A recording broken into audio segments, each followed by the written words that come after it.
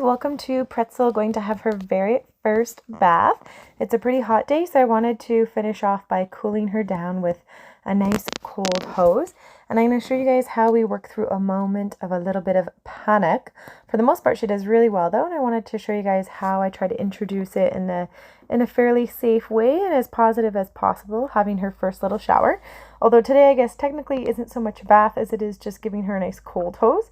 And I was pretty impressed that she's come such a far way that I can bring her up to the bathing area, and there's people at the side that are washing their hands and doing things, and she's pretty quiet coming up there. And what I'm doing is just wrapping the rope around the post up high. So I have it wrapped up there. You can see I'm giving her some cookies for standing really nicely. And I'm making sure that the rope is not tied in a way, it's more wrapped around the post, so that way it directs her forward, but it's still quickly and easily able to be undone and taken off. And it's attached to the post, not a board. So with a board, if a horse pulls back, boards can snap off, and that can be kind of dangerous because the horse can end up dragging a whole board around. So you always want to make sure if you're going to tie a horse that you put it around a post, not a board. And then when I go to start the hose, you can see first off I just turn it on, and she kind of twitched a little bit there. So I just have it off to the side, and you can see she's startling a little bit. So I'm just holding it off to the side. And part of the giving them a shower can be the anticipation of what's that going to feel like. So I kind of do a little bit on her shoulder, and then I take it away. So you can see I kind of spray her a little bit, and then she's still, and I'll take it away. So I want her to give her the chance to feel that and realize that it's not as terrifying as it may sound or seem. And then I give her some treats there for standing nicely for it. And the reason why I have the rope around the post is I don't want to be in a situation where she gets tangled up in the hose. So by having the rope around the post, it means that I can focus on just doing the hose up and down on her, and then she's directed towards the post, and she can't run a circle around me, in which case that would mean her going over top of the hose, and that could be a whole catastrophe if she got her foot caught on the hose, and that would just be all sorts of not good. So having that around the post is a little bit safer. Now keep in mind, before we've gotten to this point, she's done a lot of learning how to give to pressure. She's learned how to lower her head for the rope. She's learned a lot of different pieces. So like there, when she pulls back on the rope, she knows how to come forward to that rope, and I have it slack enough that she's able to move around a little bit, and yet not too much slack that she can go over top of the rope.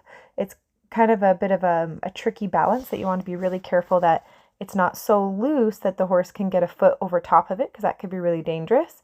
And yet you don't want to be so snug to the fence that if she feels overwhelmed that she gets upset and puts a foot through the fence or something like that. I do want her to be able to move around a little bit. But definitely important to remember that you don't just tie a horse to a post and start spraying them. You want to make sure you teach them how to give to that pressure first. And also, before we get to this point, we've done lots of things of putting different things on her body. The bareback pad, brushing her, doing her mane, different types of brushes. She's worn the Beamer blanket, all sorts of stuff. So that way it's not just coming out and trying to overwhelm her, really trying to build things up slowly. And you'll notice as I'm getting closer to doing her leg area here, I keep returning to her back area where she's a little bit more comfortable. So I go a little bit on her bum, and then I go onto her back again, and then I do her leg a little bit, and then I'll come up again. So I'm not just trying to blow her up and get her upset. And they're going under her belly area. You can see she's a little bit upset there, so I'm just kind of holding the spray until she settles. I want to make sure that she understands to just stand still, and then I'm going to offer her some cookies and some positive reinforcement for being able to stand and handle something that's a little bit scary for her. I want to make sure I'm talking to her as I'm doing this. I'm just spraying all over. And then this time she's doing really well with me going up her neck and going down her whole body. So I'm going to offer her those cookies there. So I give her enough cookies that I want to make sure I'm reinforcing the behavior, and yet she's far enough in her training that I don't have to cookie for every single little thing. And then now to go to the other side of her, I want to bring the hose in front of her, and I'll have to move her around to the other side. So I've got her now repositioned, and so I'm doing the same thing all over again, where I just spray not even at her, just kind of around her. And then now I'm starting on that shoulder area. So I find that the shoulder is the easiest place to start, where they tend to be most accepting of that. So I just kind of spray near her and then up onto that shoulder and that leg area there, and just little bits. And kind of that same idea of, I'm not trying to blow her up, so just a little bit up onto the shoulder and hold it for a little bit and then take it away. And then when she gets comfortable with that, I'll start staying on her body and moving around on parts of her body. So it's just a little bit to be like, hey, like this touches you and it's an okay thing. And the reason why we have to train both sides is horses don't have a really good connection between their right and left brain. So literally for them, it's like seeing it completely differently out of their new side of their body. So you really do have to train both sides of the horse. And just because you did one side, can't expect them to be able to do both sides. As I'm spraying her now, you can see she's getting a little bit more relaxed with it. So I'm starting to stay on her body a little bit more, and now moving around on her body and being a little bit closer to her, rubbing or doing the water, going up and down, starting in that shoulder and that front leg area, and then moving around from there. Always returning to that place where she's more comfortable. So it's like we inch out and then we come back, and we inch out and then we come back. And that way we don't get her in a place where she's feeling really overwhelmed. It's kind of like if you're a little bit uncomfortable and then somebody's just like pushing for more and more and more and more, it doesn't allow your brain a chance to just go, oh, okay, right, like that's fine.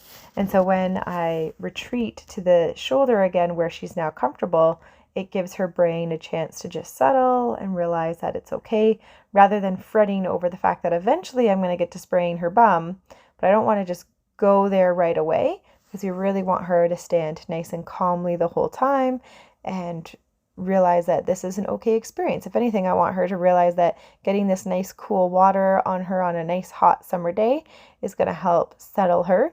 And you might be thinking, Lindsay, how is it a hot sunny day and you're wearing long sleeves?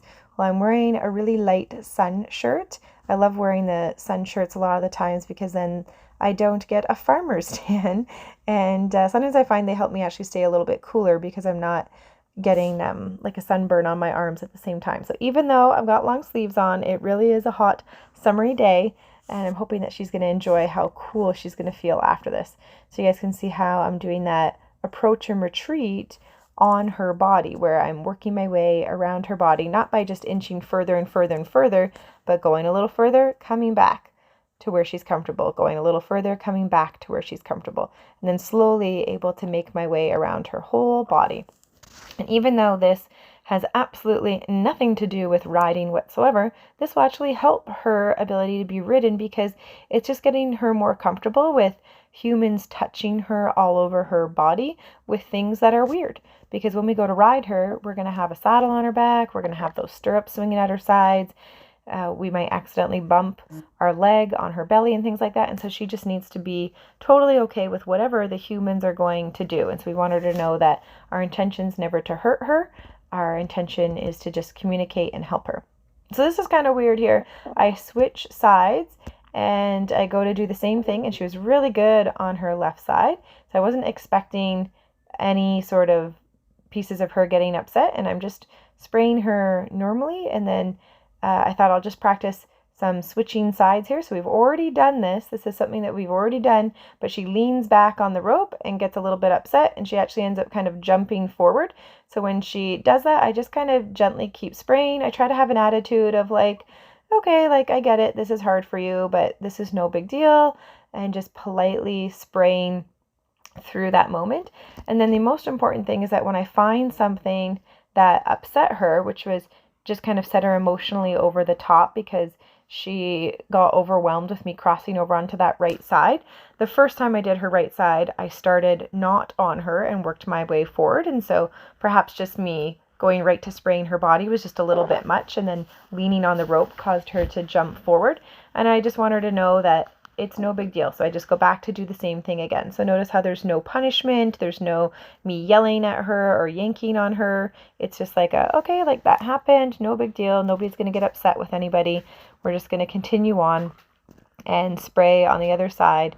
And you can see she did much better that time. So a lot of times when accidents happen like that, where the horse gets overwhelmed, it's great if you can keep a calm demeanor and just like, oh, okay, like, sure, that was hard, but you've got this. This is easy. You can do this, and this is going to be okay. And so you can see I'm just swapping sides back and forth, and now she's able to stand really quietly, and it's no big deal. And she knows that I'm not there to hurt her.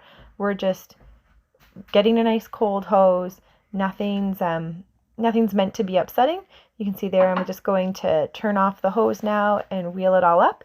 So when we find those little moments of discomfort, it's important for us to work to a place where the horse finds relaxation and understanding. Because if we get scared in that moment and we either go away, then she just learns to be scared of the hose. Or if we go the opposite and we try to punish her for getting upset, then that's just going to add even more emotion to the situation. So instead, we want to just be calm, be confident, like this is something you can do, and just be really kind about how we continue to do that and help the horse understand. Hope you guys enjoyed. Remember to subscribe and check out harmonyhorsemanship.com for even more learning.